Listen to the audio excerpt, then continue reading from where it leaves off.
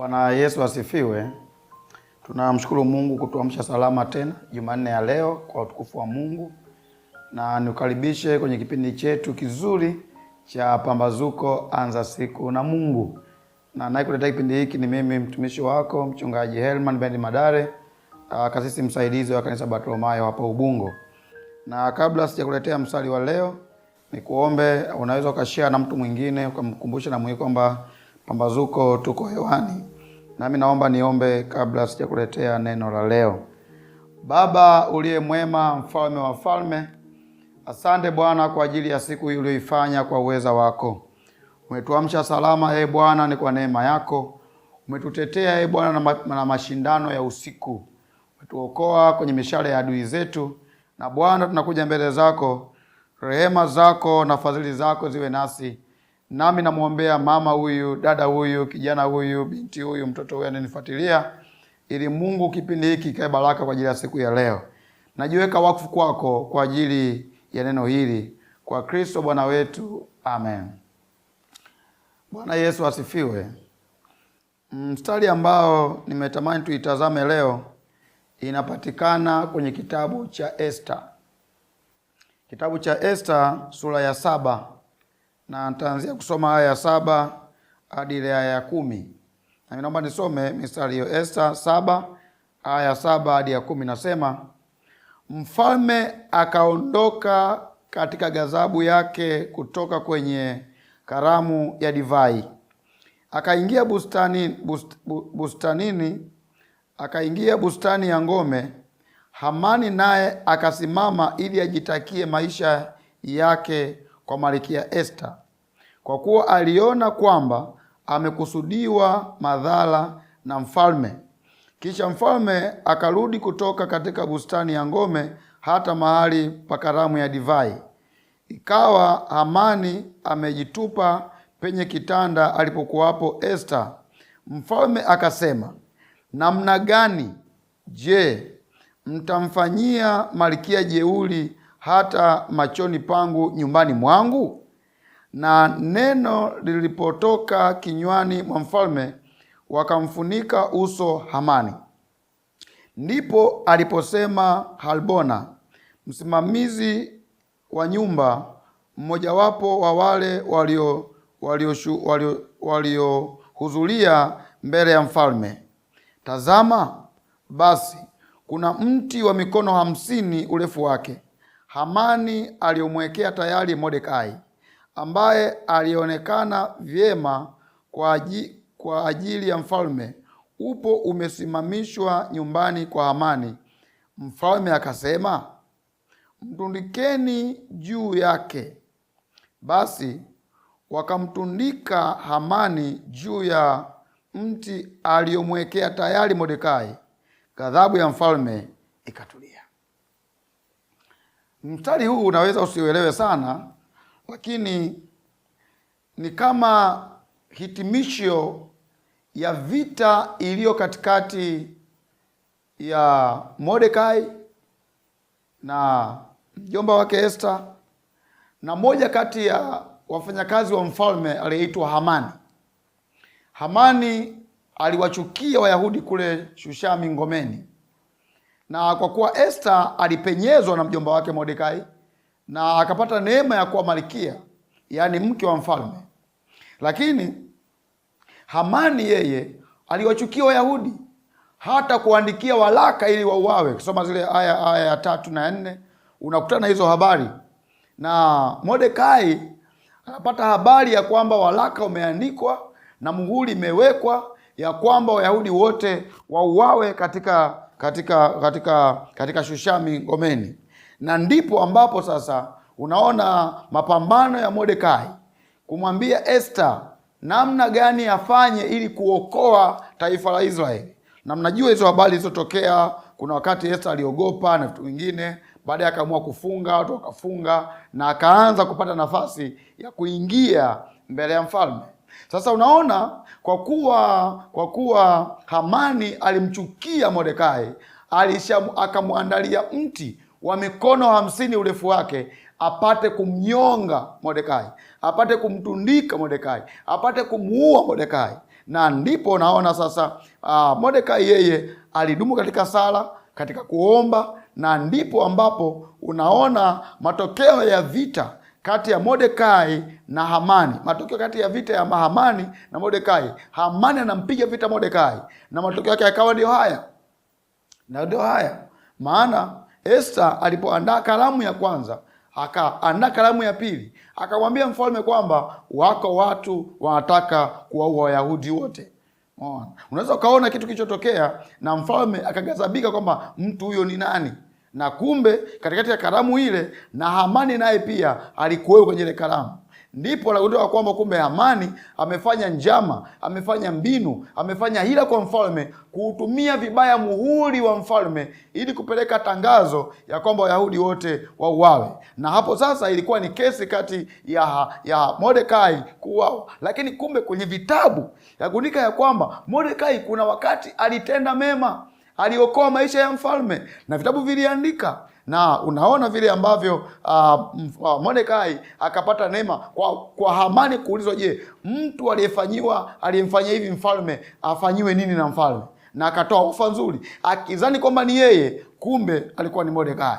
Nataka uone kitu ambacho kiko mahali hapa kwenye sura hii ya 7, kuanzia aya ya 7 na kuendelea. Ndipo unaona sasa, mara baada ya mfalme kugundua ya kwamba Hamani anamfanyia hujuma katika utawala wake, katika ngome yake, Hamani anaingia kwenye mashaka, kwenye wasiwasi, ili ajitakie rehema kwa Malkia Esther. Na ndipo mfalme anamkuta Hamani akiwa kwenye miguu ya Esther alipoketi kitandani. Mfalme akalalua mavazi yake, akakasirika kwa ajili ya zihaka ambayo anafanyiwa mke wake katika malango yake. Ndipo anaamuru anyongwe. Ngoja nikwambie, ule mti aliokuwa ameandaa amnyonge Mordekai, ule mti akanyongewa mwenyewe Hamani. Leo ni Jumanne. Nataka kuongea na watu ambao kwenye maisha yao wanapita kwenye upinzani. Wako watu wanafanya upinzani na wao.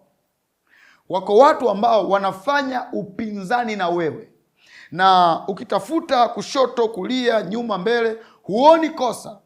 Lakini wameamua kuchukia kwa ajili yao wenyewe, na kuamua kutengenezea mazengwe, wakuangamize, wakuue, ufukuzwe kazi, wanatamka mabaya kwa mabosi wako. Wako watu ambao wamekuibukia, wanakuchongea, wanapeleka taarifa mbaya, taarifa za uongo, ama ofisini kwako, ama kwenye familia yako, ama kwa ndugu zako, ama kwa watu ambao wanakusponsor, wanakupelekea habari mbaya ili kwamba wewe upate kusurubishwa, ama uondolewe kwenye ofa fulani, au kwenye nafasi fulani. Kuna namna ambavyo adui ni kama anawatumia watu wapate kukusurubisha. Na ndivyo ambavyo Mordekai alifanyiwa na hasimu wake Hamani. Hamani hakumpenda Mordekai, hakumtaka Mordekai, alifanya kila namna ili Mordekai auawe. Alibidi hata kuandika waraka ili Wayahudi wote wauawe, akijua kwamba Wayahudi wote wakiuawa na Mordekai pia ni Myahudi pia atauawa. Kwa alikuwa tayari kuangamiza ukoo mzima wa wana wa Israeli, lakini akimlenga nani? Akimlenga mtu mmoja, Mordekai.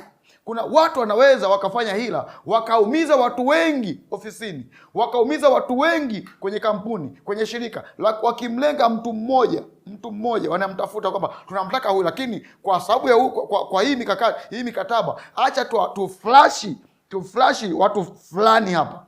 Lakini wakimlenga mtu mmoja, ngoja nikwambie, mimi sijui kama ni wewe au kama kuna mtu nasema naye hapa asubuhi ya leo, lakini nataka nikwambie, maisha yetu, wakina Hamani ni wengi, wanaozuia kesho yako ni wengi. Wakina Hamani wapo kwenye kila kona. Ukienda kazini, ofisini, wakina Hamani wapo. Sijui kwenye biashara, wakina Hamani wapo. Sijui hata kwenye familia wapo wakina Hamani. Watu wasiopenda wenzao wapate mema, watu wasiopenda wenzao wapate baraka, watu wasiopenda kuona wenzao wanafurahi. Wakina Hamani ni wengi. Hata wewe unaye Hamani wako, na pengine hata sasa ninavyoongea na wewe asubuhi ya leo, tayari ameshakuandalia mpango wa kukuhukumu, wa kukusurubu, wa kukuua, wa kukuharibu. Pengine tayari ameshakuandalia mashitaka. na mingine pekee ni ya wazi kabisa kwamba wewe nitakuonyesha. Utajua mimi ni nani hapa ofisini, hapa kazini, si hapa kwenye familia. Utajua mimi ni nani. Si wako wakina Hamani kwenye ndoa, wapo wakina Hamani kwenye kazi, si kwenye masomo, wapo wakina Hamani kwenye maisha ya huduma makanisani, wapo wakina Hamani ambao wao hawezi kutulia mpaka waone ya kwamba wewe wamekusulubisha, na pengine wamesha kuandalia kitanzi ili wakuangamize, wamesha kuandalia walaka ili wakuangamize, wamesha kuandalia mpango ili wakuangamize. Wakina Hamani wapo. Wakati fulani, mahali fulani, mimi nimeandaliwa mpango ili niangamizwe kwenye eneo fulani. Watu wakaandaa, wakasuka mpango wa uongo, wakaenda kwa wakuu wangu, wakaandaa mpango wa uongo wapate kuniangamiza wakati fulani. Ngoja nikwambie, yuko Mungu. Hamani, Mordekai alikuwa na haki mbele za Mungu. Hakuwa na hatia Mordekai. Alikuwa ni mwema mbele za Mungu. Na unaona sasa, ngoja nikwambie kitu ambacho wakina Hamani hawajajua. Wanapocheza na Mordekai, mtu mwenye haki, mtu mwenye kibali mbele za Mungu, ngoja nikwambie, mara nyingi hizo adhabu huwa zinawarudia. Ngoja nikwambie, huyo Hamani wako, hayo anayoyatengeneza kwako, anayoyapika kwako, anayoyaandaa kwako, kuna saa inakuja yatamrudia. Na nikwambie, na kama unanisikiliza na pia kama una uhamani ndani yako, unapenda kuumiza wengine, kukandamiza wengine, kunyanyasa wengine, kutesa wengine, kuonea wengine, sijui ni kwenye huduma, sijui ni kwenye nini, unakandamiza wengine, sijui kwenye kazini unakandamiza wengine, sijui ni kwenye familia unakandamiza wengine, ngoja nikwambie, kibao kitageuka. Na utakapogeuka, adhabu yako itakuwa ni kali zaidi ya hiyo unayomwandalia mwenzako. Na nikutie moyo wewe ambaye ni Mordekai wa sasa, unayapitia haya. Ngoja nikwambie, yuko Mungu. Vitanzi walivyokuandalia wataingia wenyewe, mitego waliokuandalia watanaswa wenyewe. Kwa nini? Maadamu wewe ni mwenye haki na Mungu anajua kwamba hayo makosa hujayafanya, mwanangu, utashinda hiyo kesi. Hata kama umekata rufaa kupeleka mbele, utashinda tena. Bwana Yesu asifiwe. Wako watu kwenye dunia hii hawapendi kuona wenzao wanafurahi. Ngoja nikwambie, leo amka kibabe. Leo amka kivingine. Sema mimi ni mshindi. Ngoja nikwambie, wanaopigana na wewe watapigwa mbele yako. Na utaona wakiangamizwa mbele yako.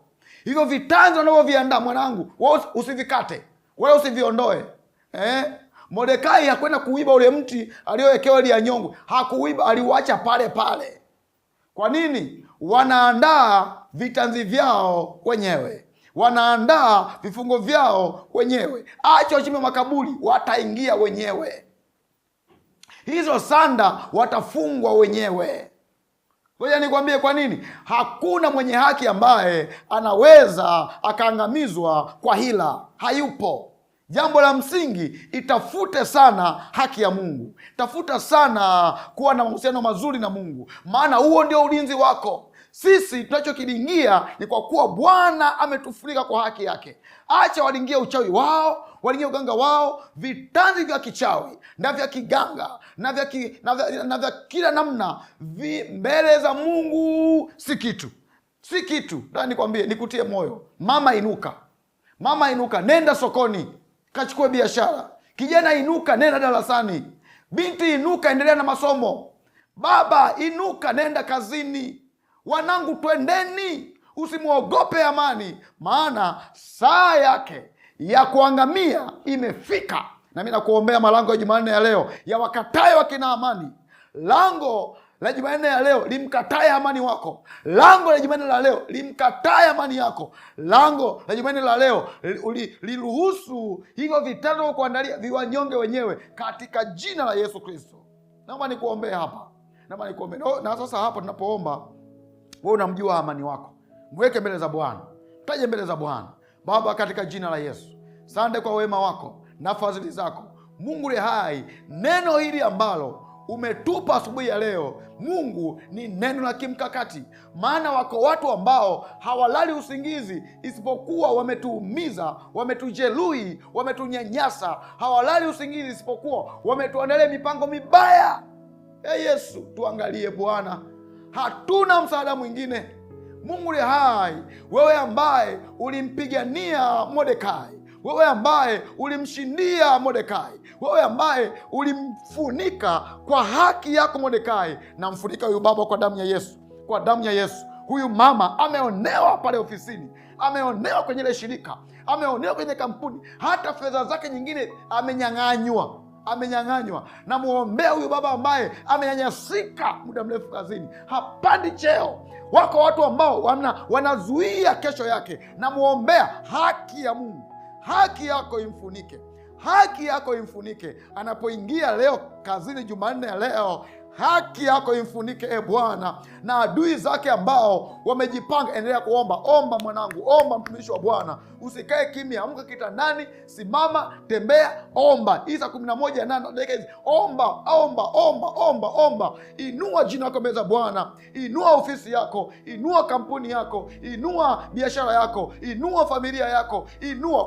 Kuna kina Hamani kwenye familia, wana kazi ya kuharibu ndoa, kupeleka maneno ya uongo kwenye ndoa zetu, kwa wake zetu, kwa waume zetu, kwa watoto wetu, kwa wanafamilia. Piga akina Hamani hao, angusha ngome zao na ushahidi wao futa kwa damu ya Yesu Kristo. Wachonganishe sasa wenyewe kwa wenyewe, wasurubiane wenyewe kwa wenyewe, wapambane wenyewe kwa wenyewe, katika jina la Yesu Kristo, katika damu ya Yesu Kristo. Na yafungua malango ya Jumanne, lango la alfajiri ya Jumanne nalifungua kwa damu ya Yesu, liwakatae wakina Hamani. Lango la mchana liwakatae wakina Hamani, lango la alasiri liwakatae wakina Hamani, lango la jioni liwakatae wakina Hamani, lango la usiku liwakatae wakina Hamani kwa jina la Yesu Kristo. Wako watu ambao wamekandamiza haki zetu, wako kina Hamani ambao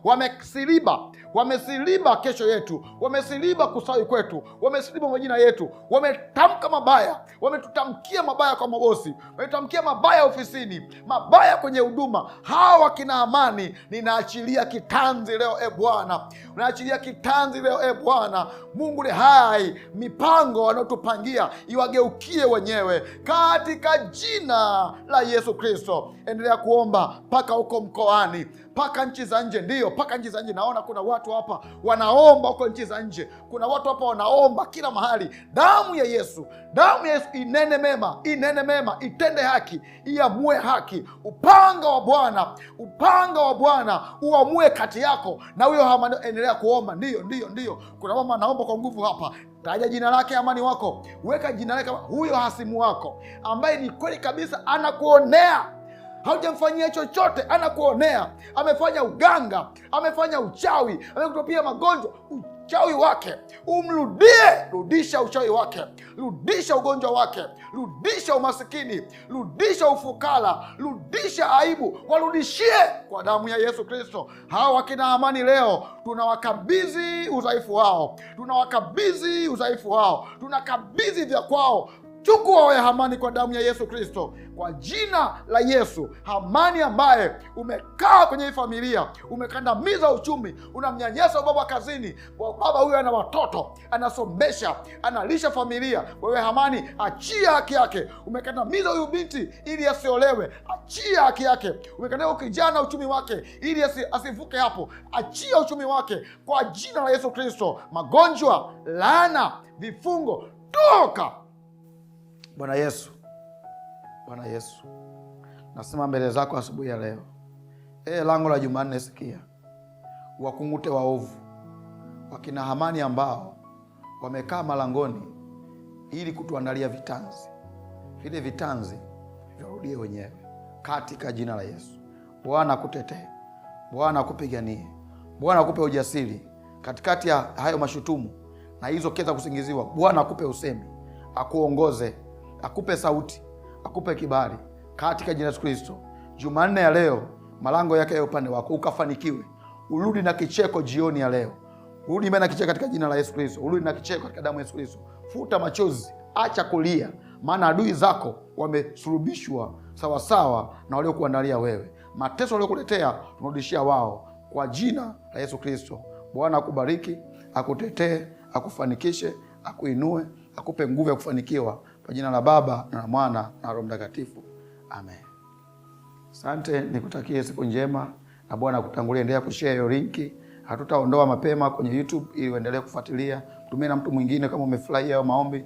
Tumia na mwingine, share hiyo link kwa magrupu mengi zaidi ili Mungu mwenyewe ajitwalie utukufu. Na Bwana akubariki sana. Asante.